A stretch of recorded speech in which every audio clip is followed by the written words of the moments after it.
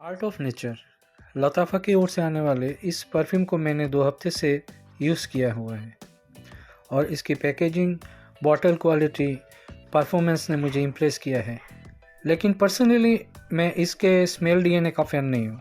मैं इसके स्मेल को मेरे कलेक्शन में रखी हुई किसी भी परफ्यूम से सिमिलर नहीं बता सकता हूँ।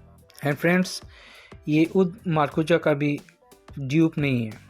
लेकिन एज पर माई नोज़, अगर मुझे आपको किसी डायरेक्शन में पॉइंट करना हो या इसका सिमिलरिटीज़ बताना हो तो ये आपको एक लेदरी और ऊद बेस हिबिस्कस महाजात का जैसा सिमिलर लगेगा।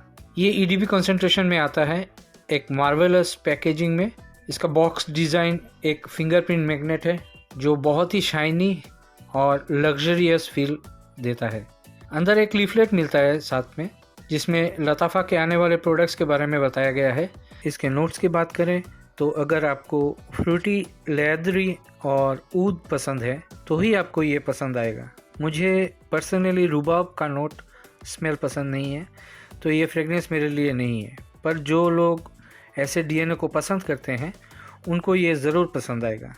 मुझे लगता है ये परफ्यूम का स्मेल एक एक्वायर्ड टेस्ट है, तो इसको ख़रीदने से पहले डिकेंट ट्राई ज़रूर करें।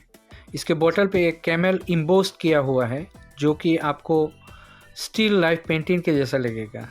मेरे हिसाब से ये गर्मियों में आपको इरिटेट कर सकता है।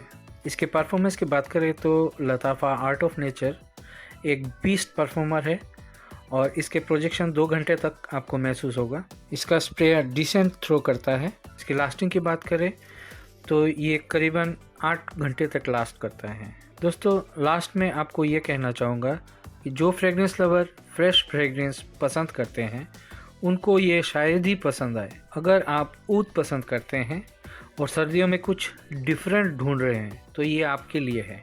किसी ने इसको ट्राई किया है तो कमेंट में ज़रूर आपके एक्सपीरियंस शेयर करें। मेरे चैनल को सब्सक्राइब और फॉलो करें और लाइक बटन प्रेस करना ना भूलिएगा। ये था मेरा रिव्यू आर्ट ऑफ नेचर 1 के लिए। Thanks for watching. नमस्ते।